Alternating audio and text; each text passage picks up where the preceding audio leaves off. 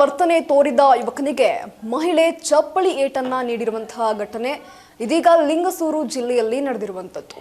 ಒಟ್ಟಾರೆ ಬಸ್ ನಿಲ್ದಾಣದಲ್ಲಿ ಮಹಿಳೆಯೊಬ್ಬರಿಗೆ ಬಸ್ಗಾಗಿ ಕಾಯ್ತಾ ನಿಂತಿರ್ತಾರೆ. ಈ ವೇಳೆ ಯುವಕ ಮಹಿಳೆಯೊಂದಿಗೆ ಅಸಭ್ಯವಾಗಿ ವರ್ತಿಸುತ್ತಾನೆ. ಜೊತೆಗೆ ಅಶ್ಲೀಲವಾಗಿ ಮಾತಾಡಿದ್ದಷ್ಟೇ ಅಲ್ಲದೆ ಆಕೆಯ ಬಳಿ ಅಸಭ್ಯವಾಗಿ ನಡೆದುಕೊಂಡಂತಹ ಕಾರಣ ಸಹನೆಯನ್ನ ಕಳೆದುಕೊಂಡಂತಹ ಮಹಿಳೆ ಯುವಕನ ಮೇಲೆ ಇದೀಗ ಚಪ್ಪಲಿಯಿಂದ ಹೊಡೆದು ಕೆನ್ನೆಗೆ ಬಾರಿಸಿ ಸರಿಯಾಗಿ ಧರ್ಮದೇಟನ್ನ ಕೊಟ್ಟಿದ್ದಾಳೆ ಅಂತಾನೆ ಹೇಳ್ಬೋದು. ಇನ್ನು ಸ್ಥಳದಲ್ಲಿದ್ದಂತಹ ಪ್ರಯಾಣಿಕರು ಸಹ ಧರ್ಮದೇಟನ್ನ ನೀಡಿದ್ದು ಯುವಕ ಬಸ್ ನಿಲ್ದಾಣದಿಂದ ಪರಾರಿಯಾಗಿದ್ದಾನೆ ಅಂತಾನೆ ಹೇಳ್ಬೋದು. ಒಟ್ಟಾರೆಯಾಗಿ ಇದೀಗ ಈ ಕೇಸ್ ಲಿಂಗಸೂರು ಪೊಲೀಸ್ ಠಾಣಾ ವ್ಯಾಪ್ತಿಯಲ್ಲಿ ದಾಖಲಾಗಿರುವಂತದ್ದು, ಇನ್ನು ನಡೆದಿರುವಂತದ್ದು. ಒಟ್ಟಾರೆಯಾಗಿ ಇತ್ತೀಚೆಗೆ ಪ್ರತಿಯೊಂದು ಸ್ಥಳದಲ್ಲೂ ಸಹ ಹುಡುಗಿಯರಿಗೆ ಯಾವುದೇ ರೀತಿ ಸೆಕ್ಯೂರಿಟಿ ಇಲ್ಲದವರ ತರ ಆಗ್ಬಿಟ್ಟಿದೆ.